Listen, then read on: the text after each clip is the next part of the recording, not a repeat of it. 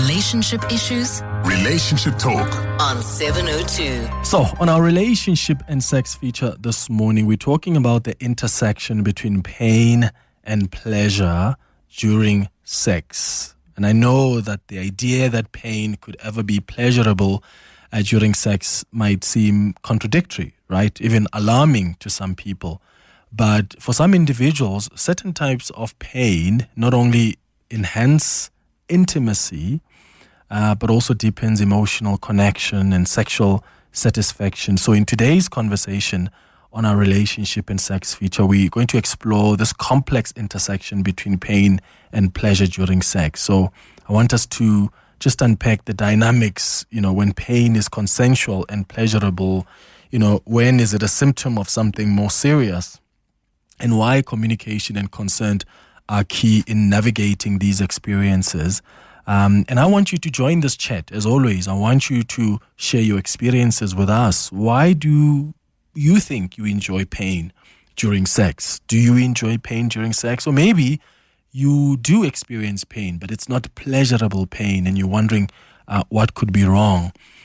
Give us a call on 011-883-0702 to join this conversation. Otherwise, send us a voice note on 072-702-1702. Dr Mpume Zenda is a sexologist and an OBGYN joining us in studio. Welcome back, Dr. Zenda. Good morning. Good morning, Clement. How you doing? Dr. Gynae. Let's do this. Yeah, someone in studio earlier said their friend call you Dr. Sex. Yeah, man, Dr. Sex, the sex worker, bring it all on. Yeah.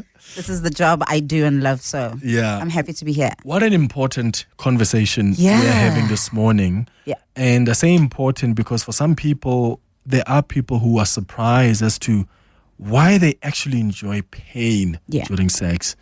But there are also people who are on the other side who experience pain, but it's not pleasurable. And they wonder, I feel this person. I mean, attracted to them. Yeah. But yet when I have sex with them, I feel pain, and I don't often feel this pleasure everybody talks about. Yeah. So maybe let's just start there.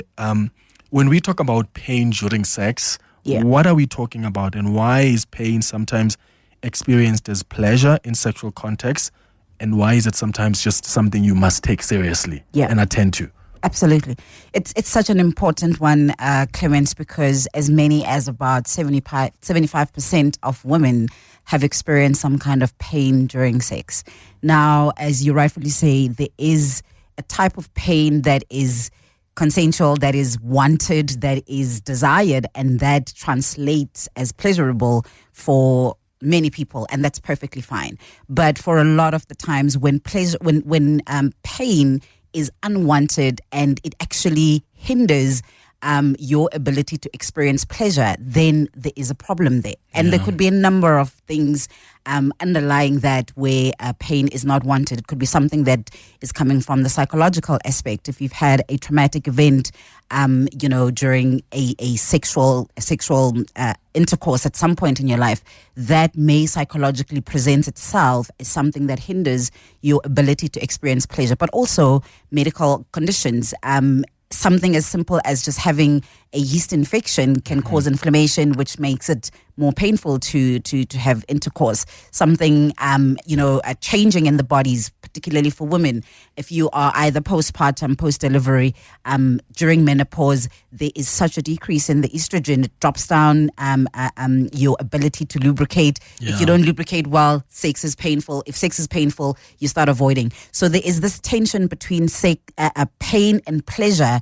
And the biggest thing that the take home I always say to people is, if it's not wanted, then let's attend to it. If it's not something that you are enjoying, let's attend to it. If there's underlying gynae conditions, endometriosis is a big one. A lot of people who struggle with endometriosis, one of the big signs is that they will experience excruciating pain that actually ends up causing this loop of avoidance and then sort of like the breakdown in the sexual relationship with their partner. Yeah. So always make sure that if it's unwanted, let's go and get it checked out and see if there's something else underlying there. Okay, cool. So let's talk about the wanted pain now. Yes. Some people think, oh my God, was I maybe sexually violated when I was a child? And is that why I have this affinity or relationship with pain. Yeah. I mean, I've heard a woman who once called in and said, I do not enjoy it until I feel that pleasurable pain. Yeah. And sometimes she would say, when I tell my husband, do this to me, and the husband will say, no, I don't want to do that. I don't want to hurt you. And she says, no, I want you to. So how do we explain that? Because sometimes we try to bring psychology into it. Yeah. And some people think maybe it's because they've experienced something when they were young where they were violated and they forgot about that pain and it's now resurfacing in this way. Yeah. I want to say, Clement, first and foremost, not all wanting to experience some level of pain is hinged on a traumatic experience in the past. Mm-hmm. In fact, when you look at the neuroscience or the neurobiology of pain and pleasure, they actually are two greatest motivators in our lives in a lot of things. It doesn't necessarily have to be sex. Food, we eat because it's pleasurable, but it also kind of brings us back to that, what we call that equilibrium or homeostasis of, okay, now I'm full, I'm fine, I feel comfortable. The discomfort of hunger causes us, so the pain very often incentivizes us to either get to a point of some level of equilibrium or pleasure. And if you think of even the way that we get addicted to things, they both play on that dopamine, that reward system. So, for example, athletes may be able to endure a lot of training pain or uncomfortability because the pleasure of winning or the pleasure of getting to that race and is bigger than. So when the pleasure incentive is higher than the pain threshold, we kind of say, well, I'm going to bear this little pain so that I can get to the reward. Yeah. So some people during sexual intimacy as well may experience and enjoy some level of play, whether it's in the form of kink or just in the way that the sexual intimacy is going, because it's like that build up for them that gives them the intensity of the pleasure on the other side. So it's not necessarily pathological. Where I often then caution and say, go and have a look at what has happened in the past, is if after that experience, one, there are negative feelings of shame, of guilt, of feeling like that is not who you are, but also if your partner is concerned about, the experience, like you spoke about a husband who's like, but I don't want to strangle you, I don't want to do that, I want to slap you, or slap you. The other thing that becomes very important, and I think people need to watch out for it, is when you can no longer have just sexual intimacy and pleasure outside of experiencing that pleasure first, then I think there is room to go and have a look with a professional, a psychologist, a sexologist, if there's anything underlying there. As soon as something bothers you, attend to it. Yeah. So how do emotional context, trust, and even control affect the perception of pain then during sex? Is it something that you do it with anyone? Like if you meet someone and you have sex with them, there's nothing serious, or is it something you do with someone you trust? Because sometimes you need to be able to go, okay, hold off because it's getting too painful. Yeah. Badibitang, what words?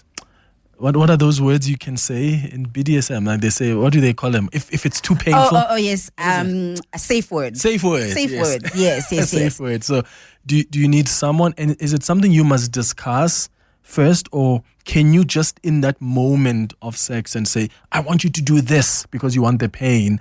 Or is it best to discuss it first, that this is what I like, and when I'm in that moment, I want you to do it, and when you do it to a point where I can't take it, then this is my safe word. Yeah. So the in an ideal world is that we talk about these things before, during, and after. And also it's very tricky to explain a whole lot of those things in a one-night stand, somebody you don't know very well. Very often, and maybe let me go back and say, when there is increased emotional connection and communication between two people, when they get to that place of sexual intimacy, you find that it's a lot easier for them to have deeper connection during sex, be able to communicate when they are uncomfortable. You would be so surprised how many women don't ever say to their partner, it's too painful.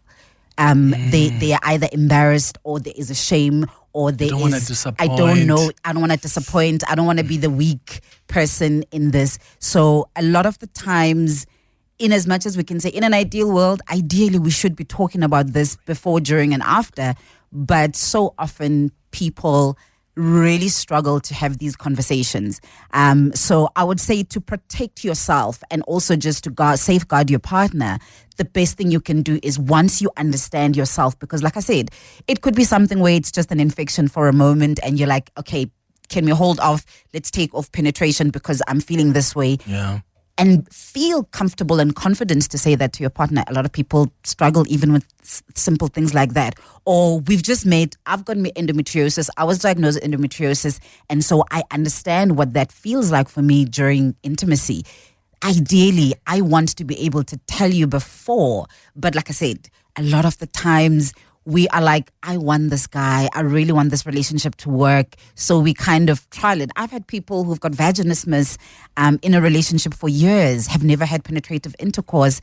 And you find the one partner is so devastated because it's like, but we dated for so long. You gave me other reasons for us not being intimate. And now that we are either married and I'm kind of locked into this is not what I signed up for. It is unfair for us not to communicate with our partners. Yeah, and I want you maybe to share with us some of the other options available for especially women who may go through, who have got those conditions that make it just so, and the pain is just unbearable to a point that you can't have penetrative sex. Yes. What other options are available for them? 011-883-0702. We also want to hear from you.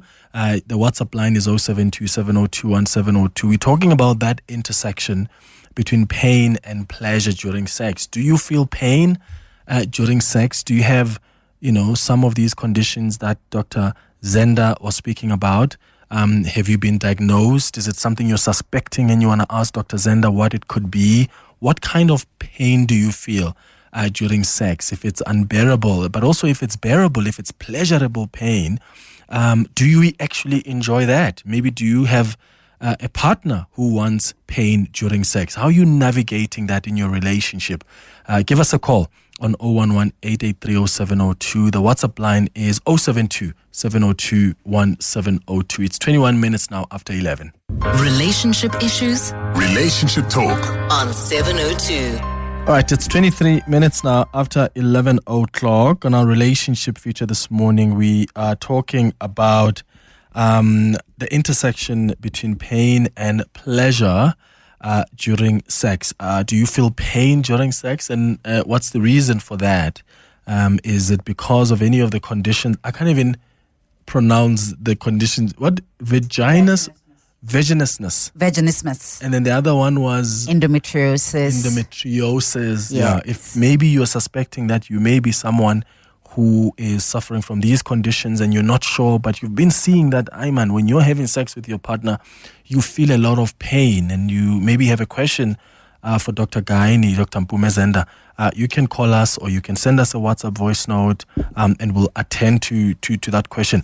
I also want you to share your own experiences. Maybe your partner is the one who actually enjoys pain during sex, or is the partner is the one who really feels unbearable pain during sex, and you want to know how you can navigate that. The number to dial is 011-883-0702. Alternatively, you can send a WhatsApp on 072-702-1702.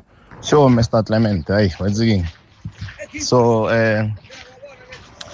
topic ya today ka utlwa braya ka utlwa.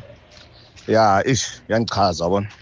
So, during sex, o tshwere motho wa gago le le busy mo beteng mo la ntsa screama a go eletsa mo le o ka re utlwa botlhokonyana, so ka chazeka o bona ka thaba le nna, so e bontsha gore wa tseng ka bontsha gore le nna ke na le matla, so bona wa o didimala sa e recipe, so ya bora mbra ya bora sentse ile ka screaming yana o utlwa botlhokonyana, so ya o bua le tshepo.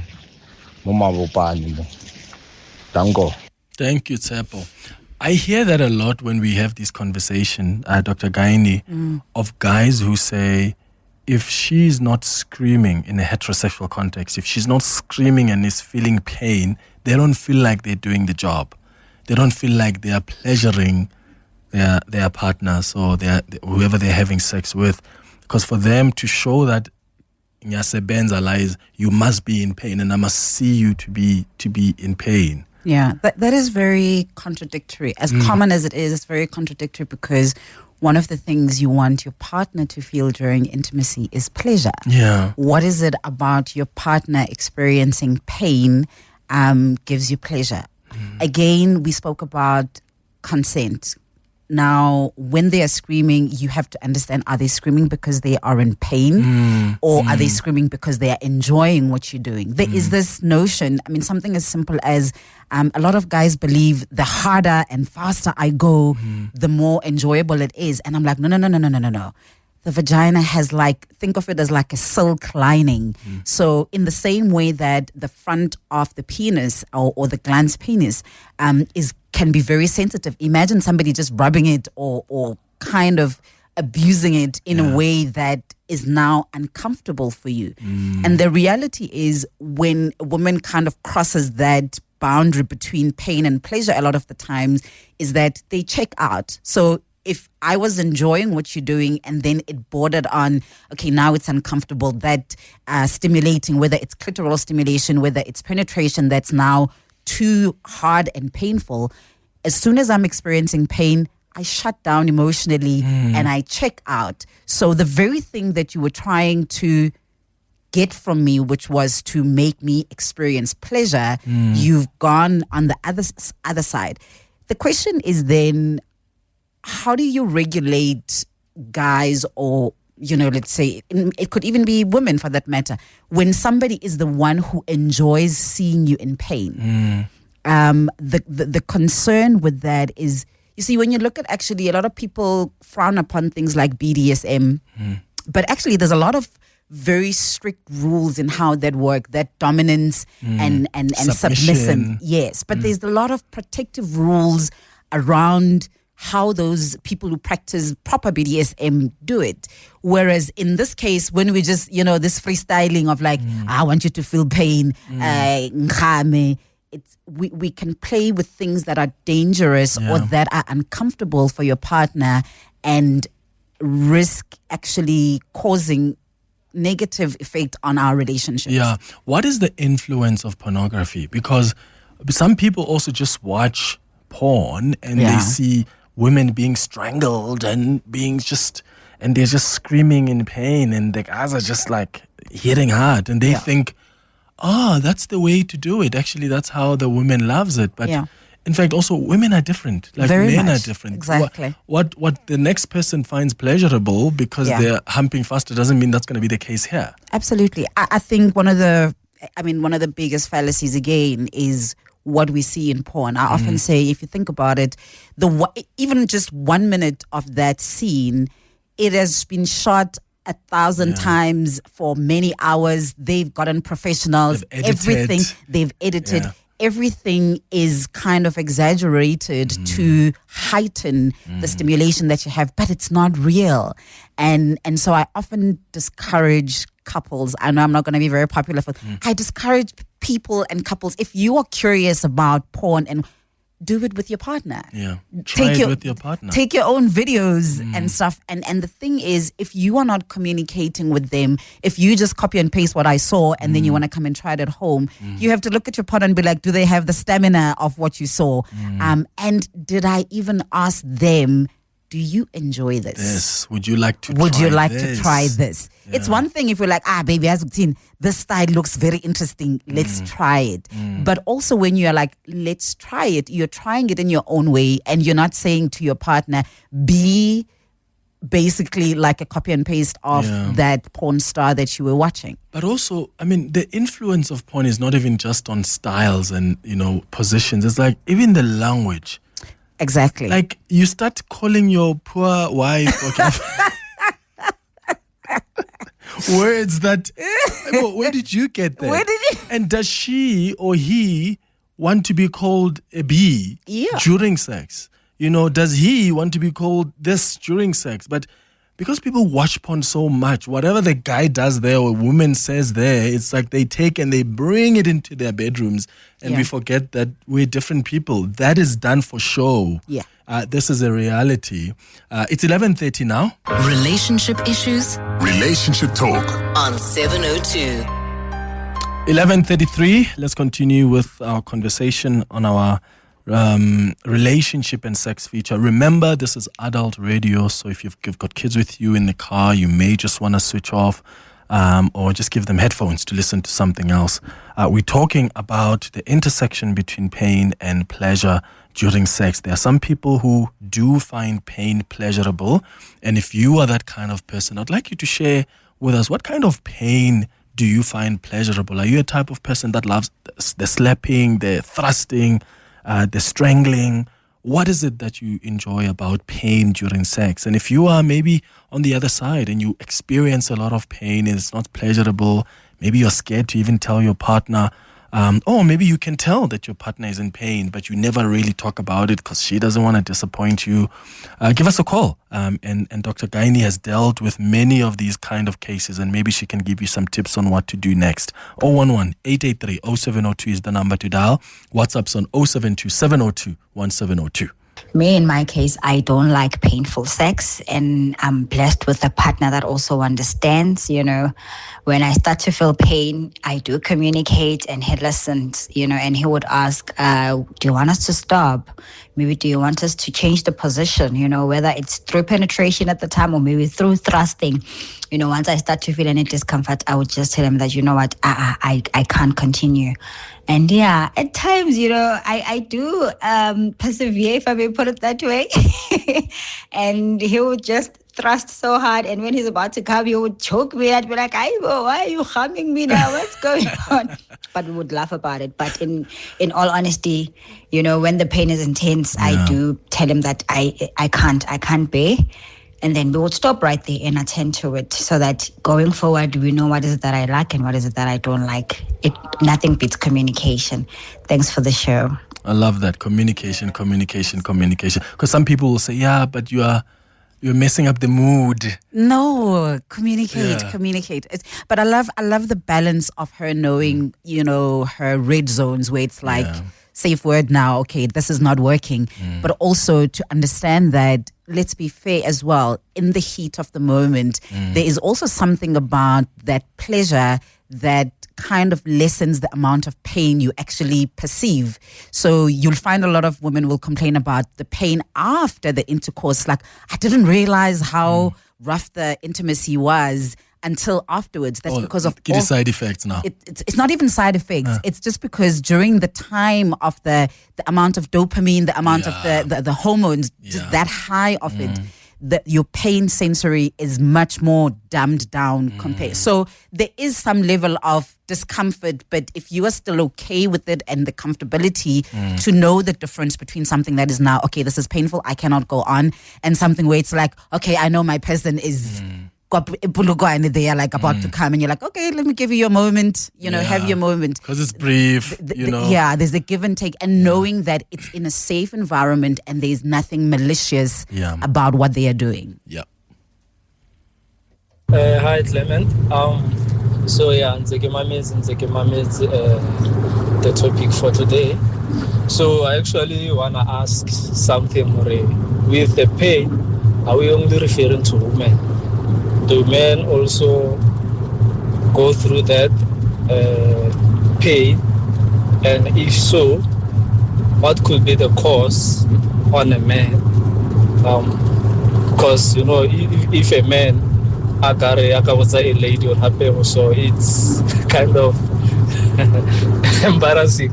But yeah, so I just want to find out, or can a man also be in that position? Maybe during childhood he went through some things. So yeah, I think that's my question.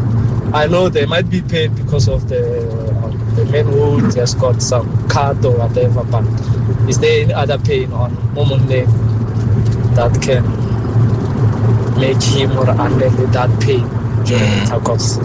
Thanks. Yeah, thank you so much for that question. I must say, Dr. Zenda, before, previously in other conversations on this feature, we've had men who call in and say, I want, when the woman gives me like oral sex, I want them to really do it harder, like to a point where they feel a bit of pain. Some of them have said if the woman is on top, we've had stories of how it could break. Yeah, and they're like, break it. No, we don't want to, because that's an injury. You're going to end up in the ER and with the urologist. I'm so glad he brought up, the thing of men also experiencing pain.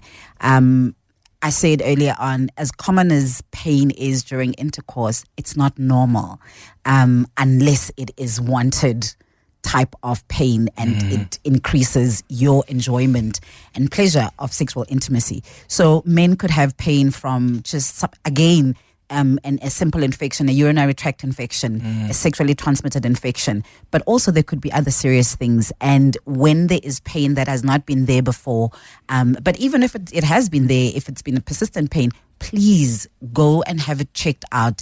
And it is okay for a man, as a man, for you to say, this position is uncomfortable. This is not, oral sex. A lot of guys complain about how, women sometimes just don't get it right. The same way that, we often talk about the lining of the vagina being sensitive, the glans penis or the front can be very sensitive. Handle with care. Some people, if you've had a binge weekend of sexual intimacy, you'll find that just the overuse or the having had sex for so long, let's say 2-3 times a day for the whole weekend, can cause some kind of inflammation, and as if you've kind of peeled off that skin on the top. Give yourself time to just let it heal. And I'll never stop saying, always use lots of lube. This idea that dry sex is more pleasurable, or that actually increases the amount of pain, the amount of cuts that you're likely to have, and as a result will cause other problems. I want us to return to that before we wrap up this conversation, because it's so important. You've stressed it before when we've had these kind of conversations on the show. Surely men must also be able to say, okay, even let's say oral sex, no, stop using your teeth because you're hurting me. Yes. Now they must be scared because what? You're seen as, communicate. I just always say, especially with your person, because we know that's a very sensitive, sensual space, be kind in your words, you know, and you can quickly gauge, I'd like to believe you can quickly gauge if somebody kind of like just has no idea what they're doing. Be a good teacher. Slow down. Guide them and say, baby, I like it like this. I like it like that. You spoke about the whole thing of, some guys wanting, oral sex or to be pleasured by their partners to a point where it's like harder and that's fine. Sometimes what happens is if somebody masturbates a lot, and remember also men have got a bit more muscle. So when they are masturbating by themselves versus when, say for example, their lady partner is trying to, it might feel like, you're doing marshmallows here, please, can you give me like a vacuum? I need like a vacuum kind of feeling. There's nothing wrong with somebody expressing the type of sensation that they want, as long as it's comfortable for them, and you as the partner are still also quite comfortable in the space. Morning, Clement and the team. I won't lie to you. I like to be spanked. I like being choked or strangled just a little bit, because it gives you this pleasure of wanting to actually thrust back and respond back. So it just does something to arouse you as well as woman. I don't know if it's because it's got to do with masculine energy or what, but it makes the sex even more nicer. Hi, Clement. I like rough sex. I actually do. I like to be left feeling like I've had sex. I don't want, I want to take 2 to 3 days without having it. Like, I need that feeling, that pain in my vagina that, I've had so much sex and I can take 2 to 3 days off. I don't know. I like that. I'm that type of person. Hi, Clement. So for me, with my ex-partner, I used to enjoy spanking and he didn't like it.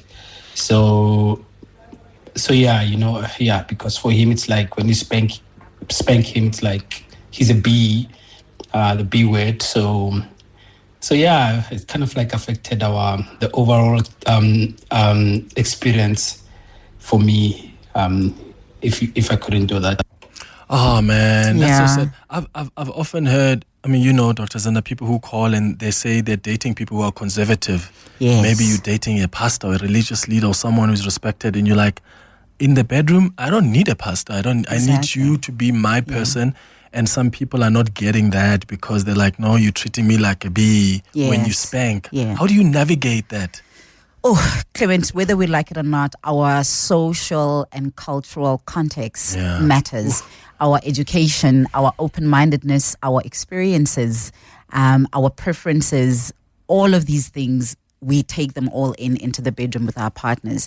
Again, it kind of circles back to communication. Communicate who you are as well to the next person. I often say always divide your, sort of like a traffic light. The reds, the yellows, and the greens. Green is, I'm comfortable with this, I'm happy, let's go. The amber or yellow are more the things where you're like, well, if you like that, great. It doesn't bother me in any way. And then you've got your non-negotiables, things that are absolutely like, I don't like this, do not try this, because then you're giving your partner a map in terms of how to navigate you and your sexual life together without triggering each other, without, for example, someone else, the guy who just spoke about the fact that when he used to spank the partner, they used to feel like they are, again, that speaks of perception, because another person, maybe like the girl earlier on, the lady earlier on was like, I like rough sex. I like it when he spanked me.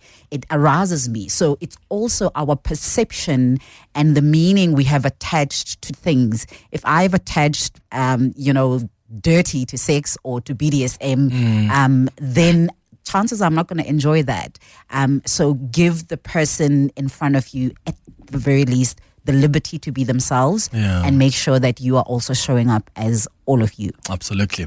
Okay, there's some texts as well that have come through. Nkasa in Johannesburg says, thank you for this great topic, Clement. My partner experiences pain during sex and I don't think it's pleasurable for her. However, she insists on me not stopping. So how do I initiate a conversation where we may see if there could be a medicinal cause for the pain? I think she hates to be the cause of us not having pleasurable sex, and I want her to know her comfort is important as mine. Oh, that is thoughtful, man. I know, so beautiful. And I think maybe one of the things you guys have to do, yes, have the conversation outside of the bedroom whilst you're having breakfast and be like, babe, I noticed 1, 2, 3. It bothers me because now it's also affecting the partner themselves. That's why they are concerned. And again, a lot of people don't not seek out help because they just, are complacent and they don't want to. A lot of the times people don't know who to go to or where to go. I would say for the lady, the first point of reference would be go see your gynae. And even if your gynae does not ask you about your sexual pleasure and what's happening in the bedroom, you must bring that up as something that is important to you. The worst thing is going through, one time I had a client who said they've been faking an orgasm for almost like 20 years of marriage. Sure. And it was such a heartbreak moment for both of them when she was finally like, I'm done doing this. I'm not faking any orgasms anymore. I'm not enjoying this. And he was devastated because of the betrayal of, how can you lie to me for 20 years?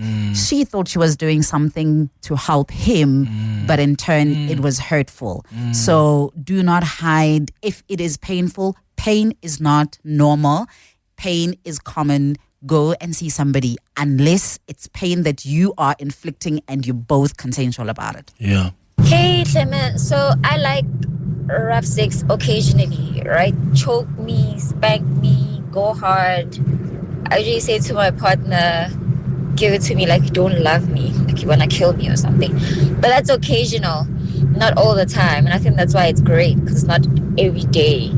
And so me and my partner watch porn together. And I think it's because I want to live the reality of what I see in porn and experience that myself. And I think But to the doctor's point, in the moment it feels great, but afterwards, my lower abdomen it just then feels uncomfortable and I need like recovery time. But I checked with my gynae, nothing is wrong, but I would feel pain afterwards, but I still go back. Yeah, I mean, there's consent there. So there's consent. Tick. There's pleasure. Tick. There's communication because they watch porn together. Okay. Max C says, hi, Clement. I once had a girlfriend who, during sex, would repeatedly wail, give me pain, give me pain. She enjoyed vicious, deep thrusting. That's a message from Max in Pretoria. Is it okay for some men to also say, I'm sorry, I'm uncomfortable with 1,000% exerting so much pain on you? Yeah. And especially in an ongoing long relationship, don't ignore that. I'm not saying that under every give me pain, kame is, a tombstone of trauma.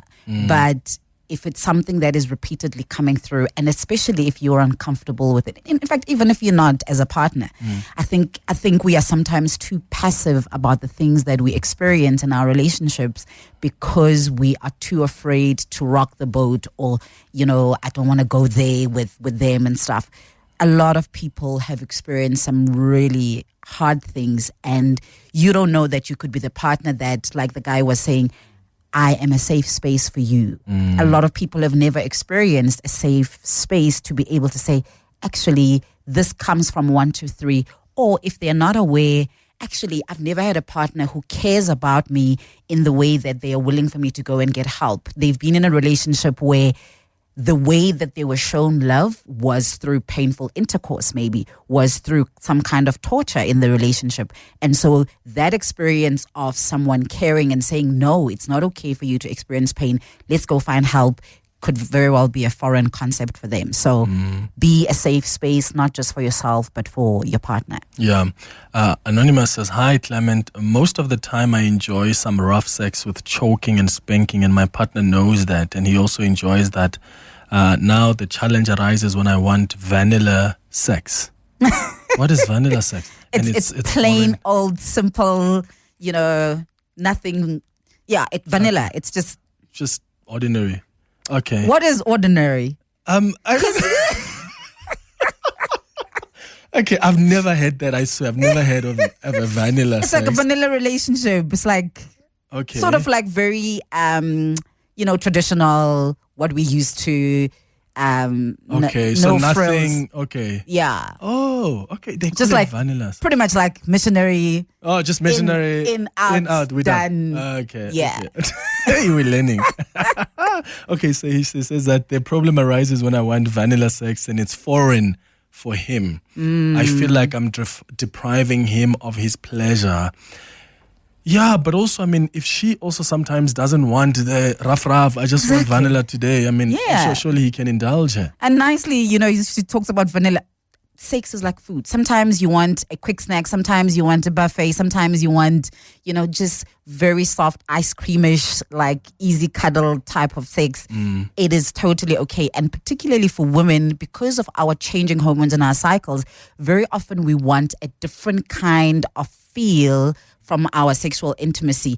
Top of the hour in terms of ovulation, we are likely to want something more rough and, energetic. Closer to... is that during ovulation? Yes, during ovulation, because that's when we peak in our testosterone and our estrogen. But closer to our period, you find that we are more tender. The things that were nice 1 or 2 weeks ago are not so nice anymore. So we want more cuddly, more softer, and we feel the pain or a discomfort more premenstrually than we do during ovulation. So be mindful of those subtle changes that are happening in your body as well, so that you can't give a girl the same kind of sex every single time. Yeah, men, pay attention to your woman's cycle. Totally. And how they respond. You should have the cycle tracker, actually. Yeah. Keep the cycle tracker. Yeah. Miss Lee says, Clement, I really enjoy pain with pleasure. It gives me the ultimate orgasm. The trick to enjoying the pain for me is to be fully lubricated, to your point, Dr. Gynae. If not, it becomes so painful to even walk after intimacy. So communication is key. On the other hand, I've experienced a partner in the past who took it personally as being a terrible lover when I stopped because of too much pain, which I just couldn't handle. Some men use sex as part of some control tactic. Once again, communication is key.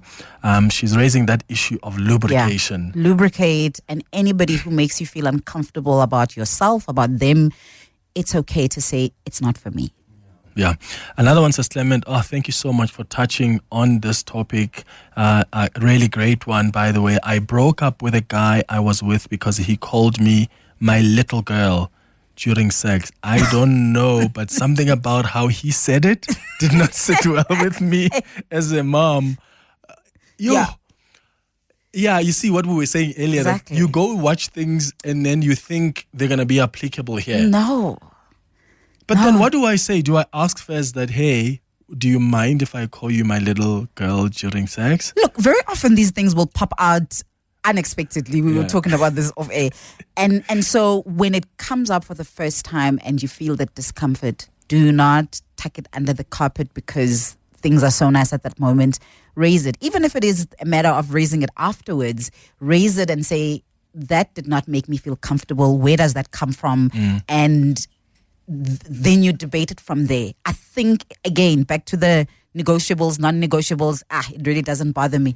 If it's something that really bothers you to a point of she broke up with the guy, then it's something that she really didn't enjoy. And maybe there's something very... It's almost like she's insinuating some pedophile like tendency. Because she also says I'm a mom. I'm a mom, like, yeah. You're calling me a little girl? Okay, M says, hi, Clem. Isn't painful, uncomfortable sex a lack of excitement, which in turn increases vaginal dryness, usually from estrogen deficiency? Please, can you ask the doctor to explain? Do you get the question? So, saying, isn't painful, uncomfortable sex a lack of excitement, so which in turn increases vaginal dryness? So is it that when you are not excited about sex, then that's when it becomes painful and uncomfortable? Okay, so I think I'm understanding what she's saying. So you can get pain as a result. So if you've got low libido, which is excitement, which is sex drive, now we're talking about that sex cycle where first it's that excitement or sex drive or the wanting. But what that does, then it stimulates your body to lubricating. And very often you'll find, particularly we spoke about postpartum women, women in their peri and post-menopause and postmenopausal, because of the drop in estrogen, you'll find that they've got a low libido. And over and above that, that causes the vaginal lining has thinned out. And so they experience pain, not because they don't want to be lubricated or they don't want to be. There is a medical condition underlying, which is the menopause or the hormonal change. So that's why lube becomes important. Please, especially even if you are perimenopausal between like 38 to 48, go and see your gynae. Ask them to check what your bloods are doing, your sex hormones are doing. Let them check what your total testosterone is, because that is something we're seeing a lot of, and it's causing a lot of discomfort in the bedroom. So yes, pain as a result of medical things and hormonal changes can occur, and it has affected that sexual cycle, lubrication and desire. Okay, just quickly, we've got 20 seconds left. Someone is asking, does a public clinic help when you feel pain during sex? Can they go to a public clinic? You can go, especially just to make sure that you get a referral to a gynae, because they've got a way that they do their referral system. And then someone else says, Clement, ask the doctor, they have been battling with pain during sex for nearly 2 years now. I had pleasurable, painless sex for 4 months, and then one day it just became painful and so uncomfortable from initial penetration to thrusting. Everything just hurts. I am young, 26 years old, and I've tried everything. I've spent over 8,000 Rand this year on doctors, medications, etc., and nothing has helped. I was diagnosed with PCOS 3 years ago, but I don't know if it's what's causing it. I've become extremely hopeless. Yeah, I would say for this one, please, if you can, get hold of me, come and see me. We've got a group of sexual health workers, and sometimes you need more than just one person, a sexologist, a gynae, a therapist, a physio.